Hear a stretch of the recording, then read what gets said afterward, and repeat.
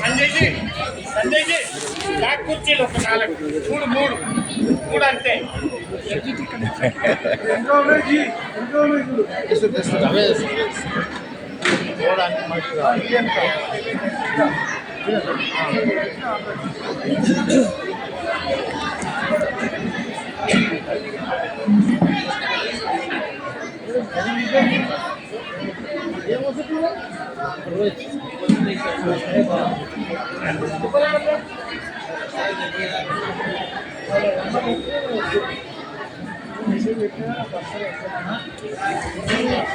అందరూ మన భక్తి సందేశాన్ని మనం చివరిలో ఉన్న కార్యక్రమం శ్రద్ధగా వింటాము. ఎవరు కూడా నిల్చోకూడదు, ఎవరు కూడా తమ ప్లేస్ను 100% కూర్చోవాలి.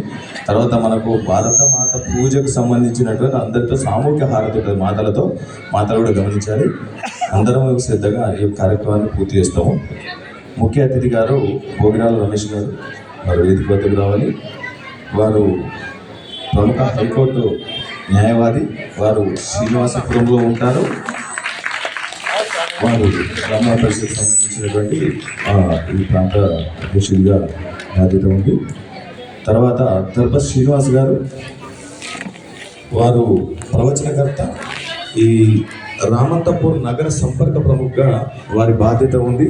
వారు సైబర్ సెక్యూరిటీ విధులను నిర్వహిస్తున్నారు. తర్వాత లింగంపల్లి పురుషోత్తంజీ, వారు బరకత్పుర భాగ కార్యవాహగా బాధ్యత నిర్వహిస్తూ ప్రభుత్వోద్యోగిగా ఉంటున్నారు. వారు ప్రగతి నగర్లోనే ఉంటారు.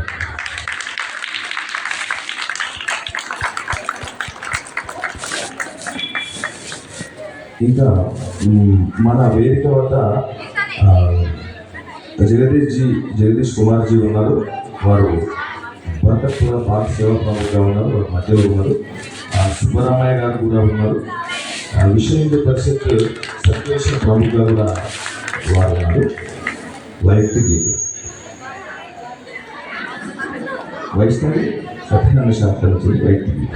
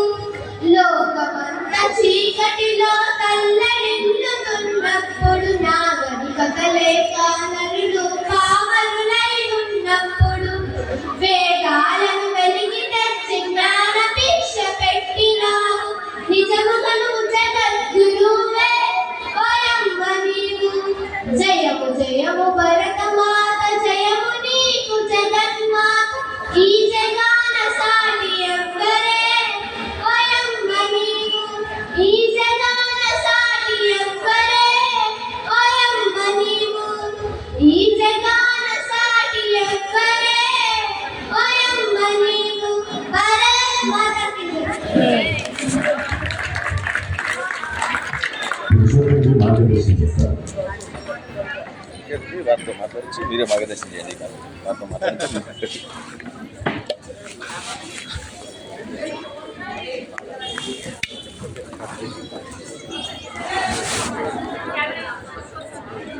నేను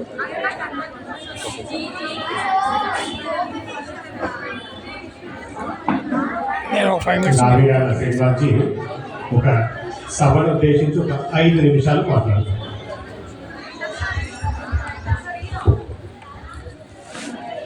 భారతమాత ముఖ్యమంత్రికి అభినందనలు. ఈరోజు జనవరి 26 ప్రత్యేకత ఏమిటి? ఏమిటి మనకు ప్రత్యేకత? పిల్లలు చెప్పండి. మనకు రాజ్యాంగం ఎన్నుకున్న తర్వాత సర్వ స్వతంత్ర దేశంగా మనం ప్రకటించుకున్నదానికి రిపబ్లిక్ డే అంటాం. అది 1950 నుంచి ఈ రిపబ్లిక్ డేని మనం సెలబ్రేట్ చేసుకుంటున్నాం. తెలిసిందా మీకు అందరికీ? మీ స్కూల్స్లో అన్నింటిలో కూడా జెండా వందనం చేసుకుంటారు కదా. ఎక్కువ మంది మన స్కూల్ పిల్లలు ఉన్నారు కాబట్టి స్కూల్ పిల్లల్ని కన్సిడర్ చేసి నేను ఈరోజు మాట్లాడుతున్నా. ఎక్కువ స్పీచెస్ ఇవ్వలేదు. నాకు ఇచ్చే సమయం కూడా చాలా అతి తక్కువ.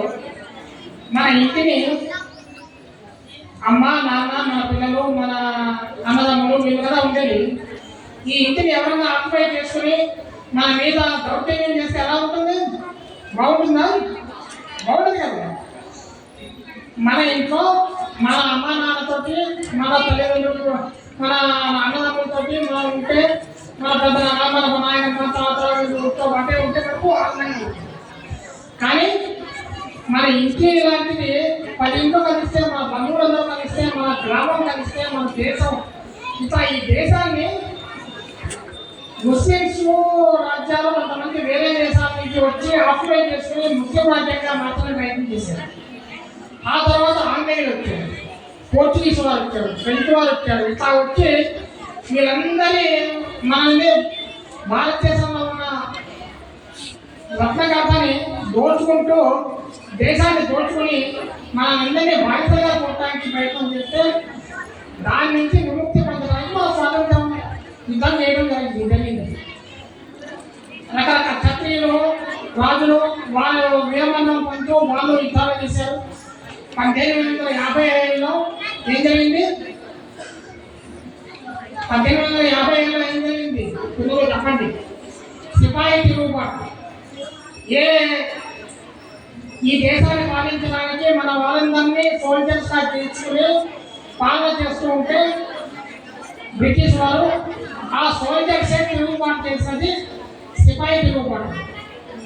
ఇవన్నీ మీరు స్కూల్స్లో నేర్పుతూ ఉంటారు, చాలా పాఠాల్లో ఉంటాయి. ఇంకా ఒకవేళ ఇప్పుడు రాకపోతే భవిష్యత్తులో వస్తాయి. ఇవన్నీ మీరు తెలుసుకోవాలి. ఎన్నో వేల మంది చనిపోయారు, త్యాగం చేశారు. త్యాగం చేస్తే మాకు స్వాతంత్రం వచ్చింది. ఇప్పటికి కూడా ఈ స్వాతంత్రంలో వచ్చిన తర్వాత కూడా మనం అప్పుడప్పుడు పాకిస్తాన్తో బంగ్లాదేశ్తో యుద్ధాలు జరుగుతున్నాయంటే దానికి కారణం కూడా బ్రిటిష్ సామ్రాజ్యం వాళ్ళలో వాళ్ళు మనం ముక్కలు చేయడం వల్ల వచ్చింది. భారతదేశం చుట్టూ రాజ్యాలు ఉన్నాయి. ఏమేమో కంట్రీస్ ఉన్నాయి తెలుసా మీకు అందరికీ? తెలుసా? జవాబు చెప్పండి పిల్లలు. పాకిస్తాన్ ఉందా? ఇంకా బంగ్లాదేశ్, ఇంకా నేపాల్, మయన్మార్, చైనా, ఆఫ్ఘనిస్తాన్, ఇలా మొత్తం 7 దేశాలు ఉన్నాయి. శ్రీలంక. ఈ దేశాల్లో జరుగుతున్న అరాచకాలు కూడా మనకు మన దేశానికి ఆటంకం కనిపిస్తుంది. ఇప్పుడు మనం ఇంట్లో క్షేమంగా ఉండాలంటే పక్క ఇంట్లో ఎవరైనా దుర్మార్గులు ఉన్నారనుకో, టెర్రరిస్టులు ఉన్నారనుకో, మనం క్షేమంగా ఉంటాము ఉండలేదు. కాబట్టి పక్క ఇంట్లో కూడా కాన్సన్ట్రేట్ చేస్తున్నప్పుడు కానీ పక్క దేశాలను కూడా మనం జాగ్రత్తగా కాపాడుకుంటూ వాటికి సహకారం చేసుకుంటూ ఇండియన్ గవర్నమెంట్ పబ్లిక్ బిల్డింగ్ ఆఫ్ఘనిస్తాన్లో వాళ్ళు ఎంతో టెర్రరిస్టులు ఉన్నా కానీ అక్కడ కూడా విమానాశ్రయాలు కట్టారు, హార్బర్లు కట్టారు, రకరకాల నిర్మాణాలు చేస్తారు. అలాగే బంగ్లాదేశ్లో చేశారు. ఇప్పుడు బంగ్లాదేశ్లో వీటన్నిటిని కబలిస్తున్నారు వేరే దేశాల వాళ్ళు, ఈ అమెరికా ఇలాంటివి కబలించి మన ఇండియాని ముప్పుకి తీసుకొస్తున్నారు. ఈవెన్ చైనా కూడా ఇలా జరగకుండా ఉండడానికి కేంద్ర ప్రభుత్వం మోడీ అక్కడ నాయకత్వంలో ఇవన్నీ చేస్తున్నారు. వాళ్ళు అన్ని దేశాలతో సత్సంబంధాలు నిర్మించుకోవడంలో ఉద్దేశం. అలాగే కోవిడ్ టైంలో మొత్తం ప్రపంచం మొత్తానికి మనం కోవిడ్ వ్యాక్సినేషన్ తయారు చేసి ఇచ్చాం. ఎందుకు ఇచ్చాం? కొంతమంది మన దేశంలో ఫ్రీగా చేయాలా దాన్ని నిర్ణయించకముందే ప్రపంచ దేశాలన్నింటికీ కోవిడ్ వ్యాక్సిన్ ఫ్రీగా ల్యాక్స్లో డొనేట్ చేశాం. ఎందుకు డొనేట్ చేశామంటే అన్ని దేశాలు సుభిక్షంగా ఉండాలి, అన్ని దేశాలు శాంతి సామర్థ్యాలతో ఉండాలి అని చెప్పి. ఇప్పటికి కూడా మారిషస్ అనే దేశానికి చాకోస్ అనే ఒక ద్వీపం ఉంది. ఆ ద్వీపాన్ని ఇంగ్లాండ్ వాళ్ళు వాళ్ళ బ్రిటిష్ సామ్రాజ్యవాదంలో అన్ని దేశాలని కబలించినప్పుడు ఆ చాకోస్ ఇప్పటికీ ఆక్యుపై చేస్తుంది. ఆ చాకోస్లో అమెరికా, ఇంగ్లాండ్ సైనిక విన్యాసాలు చేస్తున్నారు ఇప్పటికీ. ఇప్పుడు ఇంగ్లాండ్ దాన్ని వదిలేద్దాం అనుకుంటే అమెరికా దాన్ని కబలించి దాన్ని ఉంచుకొని 500 కిలోమీటర్ల పరిధి చాకోస్ అనేది. దానిలో మొత్తం ఉన్న ట్రైబల్స్ని వెళ్ళబట్టి దానిలో సైనిక విన్యాసాలు చేస్తూ ఇప్పుడు అమెరికా అక్కడ స్థావరం ఏర్పాటు చేసుకుని ఇండియాకి ఒక పక్కన బెల్లం మాదిరి ఉండాలని చూస్తున్నాం. ఇట్లా చుట్టూ ఉన్న దేశాల అన్నింటిలో కూడా సామరస్యం ఉండడానికి సార్క్ ఇలాంటి కొన్ని యూనియన్స్ ఏర్పాటు చేయడం జరిగింది. వాటి ద్వారా మన ఇంటిని సుభిక్షంగా ఉంచుకుంటూ మన ఇంటి పక్కన శాంతి సామరస్యాలతో కాపాడుకుంటే పక్క రాష్ట్రాల సామరస్యంగా ఉంటే మన దేశం చుట్టుపక్కల ఉన్న దేశాల్లో కూడా సామరస్యంగా మన సనాతన ధర్మాన్ని చాటి చెప్తూ హిందూ ధర్మ దేశం ఒకప్పుడు నేపాల్ ఈ రోజు హిందూ దేశం కాదని ప్రకటించుకునే స్థాయికి దిగనవుతున్నారు. అట్లాంటి స్థాయి నుంచి అందరితో కలిసిమెలిసి ఉండేట్టుగా మన సనాతన ధర్మాన్ని విశ్వవ్యాప్తం చేసేందుకు మన మోడీ గారు కృషి చేస్తున్నారు. దానికి మన ఆర్ఎస్ఎస్ లాంటి సంస్థలు కృషి చేస్తున్నాయి, విశ్వ హిందూ పరిషత్ లాంటి సంస్థలు పనిచేస్తున్నాయి. అలాగే శ్రీకృష్ణ మిషన్ ఇస్లాం టెంపుల్ వాళ్ళు కృషి చేస్తున్నారు. ఇంకా రకరకాల సంస్థలు పనిచేస్తున్నారు. ఈ సంస్థల కృషిని మనందరం అర్థం చేసుకుంటూ మన స్వాతంత్రం ఎందుకు వచ్చింది, మనకు రిపబ్లిక్ ఎందుకు వచ్చింది, మన రాజ్యాంగం ఎందుకు ఉంది, మన రాజ్యాంగం ద్వారా సంచరించిన ప్రాణుల హక్కులేంటి, పిల్లలకి పెద్దలకి సమానంగా గౌరవం ఇస్తూ వాళ్ళ హక్కులు కాపాడాలి, వాళ్ళని సరిగా తీసుకోవాలి, పిల్లలు ప్రేమించాలంటే పెద్దవాళ్ళుగా ప్రేమించాలి, ప్రేమించకపోతే వాళ్ళకి చిన్న కంప్లైంట్ ఇస్తే ఈవెన్ ఫోన్ చేస్తే వాళ్ళకి సంరక్షణ కల్పించేట్టుగా మన చట్టాలు రూపకల్పన చేస్తున్నారు. కాబట్టి పిల్లలు మీ బాధ్యత, మీ ఇంట్లో తాతయ్యని బామ్మని అమ్మని చూసుకునే బాధ్యత. ఒకవేళ తల్లిదండ్రులు ఎవరైనా సరిగా తీసుకోకపోతే మీరు కంప్లైంట్ చేయొచ్చు. అట్లా మీ ఇంట్లో వారిని ఎక్కువ ప్రేమించే మీరే పెద్దవాళ్ళని. కాబట్టి మీరందరూ చక్కగా సంతోషంగా ఉండాలని కోరుకుంటూ దానికి అందరూ కృషి చేయాలి. రాజ్యాంగం ద్వారా సంచరించిన ప్రాథమిక హక్కుల్ని తెలుసుకోవాలని కోరుకుంటున్నాను.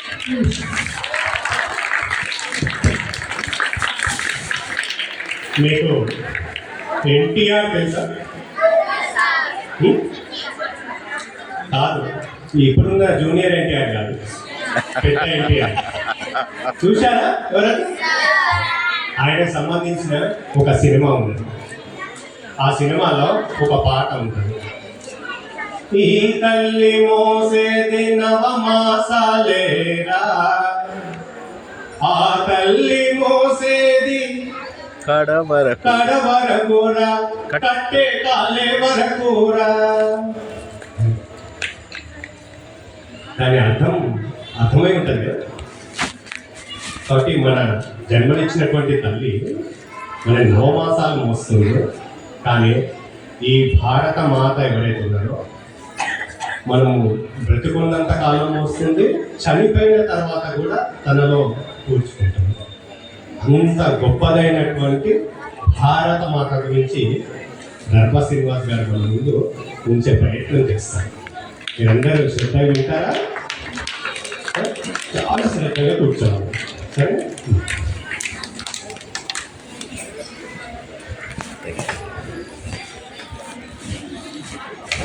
భారత మాతకు వందనాలు. వేదికను అలంకరించినటువంటి పురుషోత్తం గారు, సురేష్ గారికి వందనాలు. పుర ప్రముఖులు, నగర ప్రముఖులు, పౌరులు, మాతృమూర్తులు, చిన్నారులు అందరికీ కూడా భారత మాత పూజ దినోత్సవంగా శుభాకాంక్షలు తెలియజేస్తున్నాము. ముందుగా కొన్ని ముఖ్యమైన విషయాలు తెలుసుకుందాము. అన్ని మీకు జ్ఞాపకం ఉండడం కష్టము. కొన్ని ముఖ్య విషయాలు చెప్తాను, తప్పక గుర్తుంచుకోండి. ప్రపంచంలో ఎన్నో నాగరికతలు వచ్చాయి. గ్రీక్ వచ్చింది, సుమేరియన్ నాగరికత వచ్చింది, ఇటాలియన్ రోమన్ నాగరికత వచ్చింది, ఎన్నో నాగరికతలు వచ్చాయి. ఈరోజు గ్రీకు మాట్లాడేవారు కూడా ఒక్కరూ లేరు, రోమన్ మాట్లాడే వాళ్ళు ఎవరు లేరు. అన్ని భాషలు పోయాయి, అన్ని సంస్కృతులు పోయాయి. కానీ మిగిలినది భారతీయ సంస్కృతి. అది ఈరోజు మీ నృత్య ప్రదర్శన ద్వారా, మీ తల్లిదండ్రులు, మీ ఉపాధ్యాయులు వారి కృషి ద్వారా మరొకసారి మన సంస్కృతిని చూడగలిగాం. వారందరికీ కూడా నా శిరస్సు వంచి పాదాభివందనం. భారతము భాసిల్లుతూ రమిస్తూ తరించేటటువంటిది. భాసిల్లడము అంటే వెలగడము, వెలుతురు, ఆనందము. మీ అందరి ముఖాలలో ఆనందం ఉంది. ప్రపంచంలో భగవంతుడు తనకు కావాలని ఒకే ఒక్క స్థలాన్ని పెట్టుకున్నాడు. ఆ స్థలం ఏంటంటే భారతదేశం. అద్భుతమైనటువంటి భారతదేశం. హాంకాంగ్ నుంచి 3000 కిలోమీటర్లు ఒక రేడియస్ గీసినట్లయితే ఇక్కడ మాత్రమే సరైన నీరు దొరుకుతాయి, ఇక్కడ మాత్రమే సరైన సంపద, ఇక్కడ మాత్రమే మనకు అగ్రికల్చర్, ఇక్కడ మాత్రమే మనకు కావలసిన విషయాలన్నీ దొరుకుతాయి. ఇక ప్రపంచంలో ఎక్కడా దొరకవు. మిగతావన్నీ కూడా ఆర్టిఫిషియల్గా డెవలప్ అయినవి మాత్రమే. మనకు మాత్రమే అద్భుతమైనటువంటి వాతావరణము, అద్భుతమైనటువంటి పంటలు, మనుష్యులలో శక్తి. ప్రపంచంలో మీకు ఎప్పుడు అనిపించలేదా, అరే ఎందుకు ఇంతమంది ఇక్కడ భారతదేశంలో ఉన్నారు అని చెప్పి? ప్రపంచంలో 5వ వంతు జనాభా భారతదేశంలోనే ఎందుకున్నారని అనిపించలే ఎప్పుడు? దానికి కారణం ఏంటంటే మనమందరం అదృష్టవంతులం కాబట్టి. ఆ సత్యాన్ని మనం గుర్తించాలి. అదృష్టం తెలుసుకొని వాళ్ళు వారే దురదృష్టవంతులు. మనం కావాలని చెప్పి ఈ ధర్మంలో పుట్టలేదు, ఈ దేశంలో పుట్టలేదు. మనం ఏదో కొన్ని కోట్ల జన్మలలో చేసుకున్న అదృష్టం వల్ల ఈ భరతమాత ఒడి లోపల జన్మించాము, ఈ హిందూ ధర్మం లోపల జన్మించాము. ఆ సత్యాన్ని అందరూ గుర్తుంచుకోవాలి. అందరూ కూడా ఒక్కసారి మన భరతమాత అమ్మవారిని చూడండి. పైన హిమాలయాలు కిరీటం, ఆవిడ పాదాలని 3 వైపులా సముద్రము తడుపుతోంది. ఆవిడకి పుష్పములు శ్రీలంక రూపం లోపల కింద సమర్పిస్తున్నాము. ప్రపంచంలో ఎన్నో ల్యాండ్ లాక్డ్ కంట్రీస్, ఎందుకో పనికిరాని దేశాలు లెక్కలేనన్ని. కానీ మన దేశం మాత్రం ఎంతో మహోన్నతంగా ఉంది అంటే హిమాలయాన్ని కిరీటంగా కలిగి ఉంది. శత్రువుల నుంచి మనని మనము కాపాడుకుంటాము. అది కాకుండా మన దేశానికి కావలసినటువంటి వాతావరణం అంతా కూడా ఇస్తుంది. ఆధ్యాత్మిక సంపద కూడా మనకి ఇక్కడే వస్తుంది. మిగతా మతాలలో చూసుకుంటే నువ్వు పాపం చేస్తావు, పుణ్యం చేస్తావు, స్వర్గంకి వెళ్తావు, నరకంకి వెళ్తావు, అయిపోయింది, అక్కడితో సరిపోయింది వారికి. కానీ భారతదేశంలో పుట్టిన వాళ్ళు అది కాదు. స్వర్గము నరకము అతీతముగా నువ్వు మోక్షాన్ని కూడా సాధిస్తావు. చాలామంది అనుకున్నారు నేను మోక్షాన్ని సాధించాలి అని చెప్పి మన దేశానికి వచ్చి చాలామంది ప్రయత్నాలు చేశారు. ఇక్కడే చనిపోవాలి, మేము చనిపోతే ఇక్కడే చనిపోవాలి. కల్కి సినిమా చూశారు కదా అందరూ. ఆ కల్కి సినిమా జరిగేదంతా వారణాసి. ఎందుకంటే ప్రపంచమంతా మునిగిపోయినా సరే మన ధర్మము, మన సంస్కృతి, మన జాతి మిగిలేది కేవలము భారతదేశంలో వారణాసిలో మాత్రమే. అటువంటి మహోన్నతమైనటువంటి దేశం మనది. అయితే సార్ బాగుంది, చాలా మంచిది. కాబట్టి దేశం అంటే మట్టి, దేశం అంటే మనుషులు, మరి ఏది కరెక్టు? మరి మీరేమో మాత గురించి ఎందుకు పెట్టారు? మాత అంటే తల్లి. తల్లి లోపల ఎన్నో గొప్ప లక్షణాలు ఉంటాయి. శ్రీకృష్ణ భగవానుడు భగవద్గీతలో చెప్తాడు, SSSVKDM. ఆడవాళ్ళలో ఈ 7 లక్షణాలు నేను ఎక్కువ పెట్టాను. అందువల్ల ఆవిడకి మాతృమూర్తి అర్హత వచ్చింది. మగవాళ్ళు గొప్పవాళ్ళు కాదని కాదు. ఎస్ అంటే సంపద, ఎస్ అంటే శృతి, ఎస్ అంటే స్మృతి, డి అంటే ధృతి, ఎం అంటే మతి, కే అంటే క్షమ. ఇన్ని గొప్ప లక్షణాలు ఆడవాళ్ళందరి లోపల ఉంటాయి. అందుకే మాత అంటాము, అందుకే గోమాత అంటాము, భూమాత అంటాము, గంగామాత అంటాము, ధరణి మాత అంటాము, భారత్ మాత అంటాము. అటువంటి భారతమాతకి పూజ చేయడము మహోన్నతమైనటువంటి అవకాశం. ఒక గొప్ప విషయం చెప్పాలి మీకు. భారతమాత అంటే ఇమాజినరీ ఫిగర్ అని ఎంతమంది అనుకుంటున్నారు? మనం ఏదో ఊహించి రాసిందని ఎంతమంది అనుకున్నారు? ఏమైనా అనుకోండి, ఎవరైనా చెప్పండి, నిజంగా భారతమాత ఉందా లేకపోతే ఇమాజినరీ ఫిగరా? ఎవరైనా ఒక్కరు చెప్పండి. ఇమాజినరీ ఫిగర్ అని కొంతమంది అంటున్నారు, కానీ కాదు. ఇందాక మనం వందే మాతరం పాట పాడినప్పుడు భవానీ ప్రసాద్ గారు పాడారు కదా, విన్నారా? అందులోపల నువ్వెవరో తెలుసా? అమ్మ దుర్గాదేవి నువ్వు. దశ ప్రహరణాలను నువ్వు, మాలో ఉన్న దశ దోషాలను కూడా నాశనం చేసేదానివమ్మా. అమ్మా నిన్ను నేను కళ్ళ ఎదురుగా దుర్గామాత దేవిలో రూపంలో చూశాను. నీ పక్కన ఒక సింహం ఉంది, నీ చేతి లోపల త్రిశూలం ఉంది. అక్కడ శివుడు కనిపిస్తున్నాడు, ఇక్కడ శక్తి. శివశక్తి ఏకరూపము, భగవంతుడి యొక్క పూర్తి రూపమే మన భారతదేశం అని గుర్తుంచుకోండి. గర్వపడండి. అంతేగాని ఏదో పుట్టాం ఏదో పెరుగుతున్నామంటే మనం పెరుగుతున్నాం, పశువులు పెరుగుతున్నాయి. మాది ఒక బతికేనా సందులలో పందుల వలె. అది కాదు మనది. ఈ దేశంలో పుట్టినందుకు నిమిషము క్షణము ధైర్యంగాను ఆనందంగాను ఉండాలి. భగవంతుడు భగవద్గీతలో చెప్తాడు, నేను డాడ్ అంటాడు. డాడ్ అంటే ఏంటి? డాడ్ అంటే ఏంటి మీనింగ్? ఫాదర్. డి అంటే ధర్మం, ధర్మబద్ధమైనటువంటి జీవితం చేయాలి నువ్వు. రెండవది చాలా ముఖ్యం చెప్తున్నా, ఇది గుడికి వచ్చిన ప్రతి ఒక్కరు, గుడిలో ఉన్న ప్రతి ఒక్కరు వినాల్సిన మాట. తర్వాత వినకపోతే తర్వాత మీదే తప్పు, మీదే బాధ. డైరెక్ట్గా చిత్రగుప్తుడి దగ్గరికి వెళ్తారు. చిత్రగుప్తుడు అంటాడు, ఎవరు వచ్చారా అంటే ఆ రోజు స్పీచ్ వినని వాళ్ళు వచ్చారంటే, చలో వేసే నూనె లోపల 5000 degrees టెంపరేచర్ పెట్టు అంటాడు. కాబట్టి జాగ్రత్తగా రండి. శ్రీకృష్ణ భగవానుడు చెప్పిన రెండో మాట ఏంటంటే అశోచ. ఏడవవద్దు. భగవద్గీతలో ఉపదేశం అశోచ్వాన్ అన్వశోచత్వం నుంచి ప్రారంభమై మోక్ష ఇచ్చామి మాశుచ. ఏడవద్దు నుంచి ఏడవద్దు వరకు చెప్పేదే భారతదేశ ధర్మము.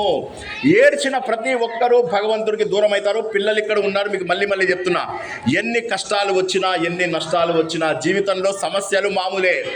ఏడ్చారంటే భగవంతుడికి దూరం అవుతారు, మన భారత మాతకు దూరం అవుతారు. మూడవది డి అంటే ధైర్యం. డి అంటే ధర్మము, ఏ అంటే అశోచ, డి అంటే ధైర్యము. ధైర్యంగా ఉండాలి. ఏం జరుగుతుంది. ఏమైంది? ఒకటి గుర్తుంచుకుంటున్నారా మీరు? ప్రపంచంలో 99% మంది దురదృష్టవంతులు. ఒకే 1% అమ్మ నాన్న ఉన్నారు, మంచి భూమిలో పుట్టారు, మంచి ధర్మం ఉంది, చక్కగా స్కూల్కి వెళ్తున్నారు, సెల్ ఫోన్లు ఉన్నాయి, కబుర్లు చెప్పుకుంటున్నారు, టీవీ చూస్తున్నారు, ఆలయంలో వచ్చి డ్యాన్సులు చేస్తున్నారు. ఇన్ని మాత్రం ఫెసిలిటీస్ ఉన్నవాళ్ళు, నేను నిజంగా ప్రామిస్ చెప్తున్నా వినండి, 1% మందే ఉన్నారు ప్రపంచంలో. రేపు మీరు కనుక కంప్లైంట్లతో దేవుడి దగ్గరికి వెళ్తే, అరే చిత్రగుప్త అంటాడు. ఏంటంటే చలో ఇలా నూనెలు వేసాయి, వీళ్ళు కంప్లైంట్ చేస్తున్నారు. భారతదేశంలో పుట్టిన వాళ్ళు కంప్లైంట్ చేయకూడదు. భారతదేశంలో పుట్టిన వాళ్ళు ధర్మంగా ఉండాలి. భారతదేశంలో పుట్టిన వాళ్ళు ధర్మాన్ని పాటించాలి, ఏడవకూడదు, ధైర్యంగా ఉండాలి. అందుకోసమనే మన సిపాయిలు వాళ్ళ వీళ్ళని చూస్తే వాళ్ళు యుద్ధాలలో ఎన్నోసార్లు మన దేశాన్ని కాపాడారు. ఒకే ఒక సంస్కృతి ప్రపంచంలో మిగిలిందంటే కేవలం భారత సంస్కృతి మాత్రమే. దానికి కారణం ఎంతోమంది ప్రాణార్పణం చేశారు. యుద్ధాలు జరిగినప్పుడు వీళ్ళందరూ వెళ్ళి సైనికులను చూద్దామని వెళ్ళారు. వెళ్తే ఆ సైనికులలో ఒక్కరికి కూడా వీపు లోపల తూటా లేదు. ఉన్నటువంటి తూటాలన్నీ గుండెల్లో ఉన్నాయి, ఉన్నటువంటి కత్తిపోట్లన్నీ శరీరంలో ఉన్నాయి. కానీ వీపు చూపించలేదు ఎవడు, యుద్ధంలో ఎవరు పారిపోలేదు. అటువంటి మహోన్నతమైనటువంటి ధర్మం మనది. 712లో మొహమ్మద్ బిన్ కాసిం వచ్చి మన దేశాన్ని దండయాత్రలు ప్రారంభించి అప్పటి నుంచి మన సంస్కృతిని నాశనం చేయాలని, తర్వాత వచ్చినటువంటి మిషనరీ వారు మన దేశ ధర్మాన్ని నాశనం చేయాలని ప్రయత్నం చేసినప్పటికీ ఇంకా ఇప్పటికీ ఇంత మాత్రమైనా మిగిలి ఉన్నాం. వివేకానంద ఆయన భారతదేశానికి వచ్చినప్పుడు, షికాగో స్పీచ్ అయిన తర్వాత భారతదేశానికి వచ్చినప్పుడు అందరూ ఆయనను ఎదుర్కొంటుంటే ఆయన ఏమన్నాడు తెలుసా? మీ ఎదుర్కోవాలని తర్వాత ముందు నన్ను నేల లోపల పొరలనియండి అని చెప్పేసి చెప్పాడు. రాముడు యుద్ధం లోపల లంకను జయించిన తర్వాత ఏమవుతుందో తెలుసా? లక్ష్మణుడు కనిపిస్తుంది ఒక్క క్షణం. ఇది జయించింది మనమే కదా, ఈ రాజ్యాన్ని ఉంచుకుందాం. ఎందుకంటే లంక చాలా ధనవంతమైనటువంటిది. వీళ్ళుండేది కోసల దేశం, చాలా యావరేజ్ దేశం, పూర్ కంట్రీ. అప్పుడు ఆయన ఏమంటాడంటే, అప్పి స్వర్ణమయం లంక నమే రోచతి లక్ష్మణ జననీ జన్మభూమిశ్చ స్వర్గాదపి గరీయసి. లంకా నగరము బంగారంతో తయారు చేసింది నాకు తెలుసు. మన దేశం కంటే కోట్ల రెట్లు బాగుంటుంది, అది కూడా నాకు తెలుసు. నా మే రోచతి, మే అంటే నాకు, నా అంటే లేదు, రోచతే అంటే ఇష్టం. నాకు ఇష్టం అనిపించదు, ఎందుకంటే జననీ జన్మభూమిశ్చ స్వర్గాదపి గరీయసి. నా తల్లి నా జన్మభూమి ఈ రెండు అన్నిటికంటే కూడా గొప్పవి. జన్మభూమిని దేవుడు అంటారు. దేవుడు అనాలంటే ఒకటి గుర్తుంచుకోండి, ఇక్కడ అందరూ హిందువులే, చాలామందికి తెలియదు కాబట్టి చెప్తున్నా. దేవుడు అంటే 3 లక్షణాలు ఉంటేనే దేవుడు, మిగతా అందరూ దేవుళ్ళు కాదు. జీ అంటే జనరేటర్, ఓ అంటే ఆర్గనైజర్, డి అంటే డిస్ట్రాయర్. సృష్టి స్థితి లయ చేసేవాడు మాత్రమే భగవంతుడు. సృష్టి స్థితి లయ చేసేవాడే భగవంతుడు. నేను భగవంతుడిని కావాలా? సృష్టి స్థితి లయ చేయగలిగితే ఎస్. భూమి, భూమాత, భారత మాత ఇవి 3 చేసింది. మన సృష్టి ఎక్కడి నుంచి ప్రారంభమవుతుంది? ఇందులో ఉన్న ఆహారం ద్వారా తండ్రి శరీరంలో తయారవుతాం. తల్లి శరీరంలోకి ప్రవేశిస్తాం, జన్మనెత్తుతాం. పుట్టిన తర్వాత మన దగ్గర ఉన్నటువంటి నర్మదా, సింధు, కావేరి, గంగానది, గోదావరి, సరస్వతి, యమున, బ్రహ్మపుత్ర, ఇన్ని మహానదుల ద్వారా మన వ్యవసాయము, మనకు రా మెటీరియల్స్, మనకు వచ్చినటువంటి ఖనిజ సంపద, వీటి ద్వారా మన జీవనాన్ని గడుపుతాము. చివరికి మనము ఇదే మట్టిలో పురుషోత్తం గారు చెప్పినట్టుగా కలిసిపోతాము. పుట్టడము ఇక్కడే, పెరిగేది ఈ సంపదతోటే, కలిసిపోయేది ఇక్కడే. అటువంటప్పుడు భారతమాత ఇమాజినరీ ఫిగర్ కాదు. ఈ సత్యాన్ని అరవింద్ మహర్షి కూడా తెలుసుకున్నాడు. ఆయన ఏమన్నాడంటే, ఒకరోజు రాత్రి నేను ఆలోచిస్తున్నాను, నాకేమని అనుకున్నాను అంటే, ఇంతసేపు కూడా భారతమాత అంటే ఈ భారతమాత కోసం యుద్ధం చేయాలి, జాతీయ స్వాతంత్ర పోరాటం అనుకున్నాను. కానీ అర్ధరాత్రి నాకు కళ్ళ లోపల వచ్చారు అమ్మవారు నాకు కనిపించారు. దుర్గాదేవి చేతిలో ఉన్న త్రిశూలం ఏదైతే ఉందో ఆ త్రిశూలము శివుడి యొక్క రూపము. ఇప్పుడు అర్థమైంది మన దేశానికి శక్తి ఎక్కడి నుంచి వచ్చిందో నాకు అర్థమైంది. ఇటువంటి మహోన్నత దేశంలో పుట్టినందుకు మరి మనం ఏం చేయాలి? స్వదేశీ వస్తువులనే వాడాలి వీలైనంత వరకు. కుటుంబ విలువల గురించి కొద్దిగా ఎక్కువ చెప్తాను, వినండి. కుటుంబ విలువల గురించి చాలా చక్కగా చెప్తారు. భవన్ అంటే నువ్వు ఉండే ప్లేసు, దాన్ని శుభ్రంగా ఉంచుకోవాలి, అందరూ అమ్మ నాన్న అందరూ కలిసి. భ్రమన్, ఎక్కడ తిరిగినా కూడా మన ధర్మాన్ని, మన సంస్కృతిని కాపాడాలి. ఏ దేశమేగినా, ఎందు కాలిడినా, ఏ పీఠమెక్కినా, ఎవ్వరెదురైనా, పొగడరా నీ తల్లి భూమి భారతిని, నిలుపరా నీ జాతి నిండు గౌరవము. ఎక్కడికి వెళ్ళినా కూడా మన భారతదేశం యొక్క గౌరవాన్ని నిలబెట్టాలి. ఇక భూష, మనము మాట్లాడే మాట మన లోకల్ లాంగ్వేజ్ అయి ఉండాలి. మన భాషతో పాటు భూష అంటే వస్త్రధారణ. ఈరోజు వీరందరినీ చూసి గుండె ఎంత ఆనందంగా ఉండిపోయిందో నేను చెప్పలేను. ఇక చివరగా భజన అంటే భగవంతుడి పైన భక్తి, అడ్డగోలు పనులు కాదు, భగవంతుడి గురించి తెలుసుకుని దేవుడికి పూజ చేయడం. భోజనము, తినేటటువంటి ఆహారము మన ధర్మానికి అనుగుణంగా. మనకు ఏ పంటలైతే పండుతాయో, ప్రపంచంలో అడ్డగోలు పంటలు పండుతాయి, అవి మనకు అవసరం లేదు. మన దగ్గర సారవంతమైన భూముల ద్వారా పండేవి మాత్రమే మనము తినాలి. ఇది కుటుంబ వ్యవస్థ. ఇక పౌరులుగా దేశంలో ఉన్నటువంటి రూల్స్ అండ్ రెగ్యులేషన్స్ పాటించాలి. అన్ని నియమాలు సరిగ్గా మనకు తెలుసుకొని ఉండాలి.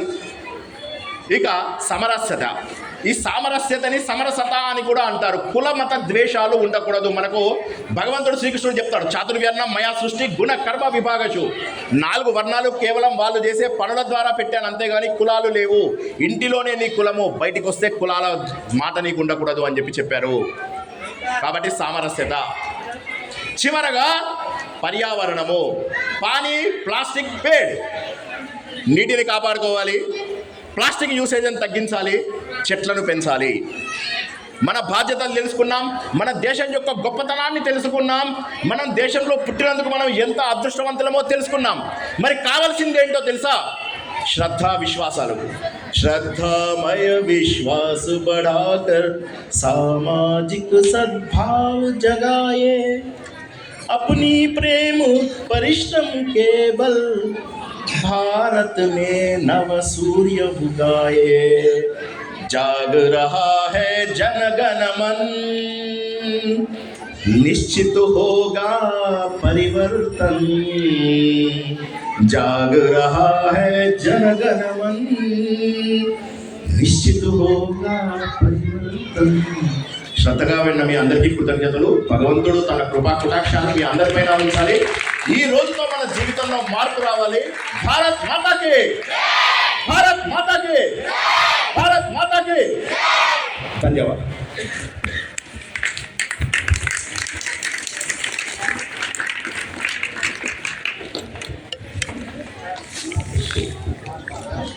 తర్వాత హారతి కార్యక్రమం అవుతుంది. మాటలు తయారు ఉండాలి హారతి కార్యక్రమానికి.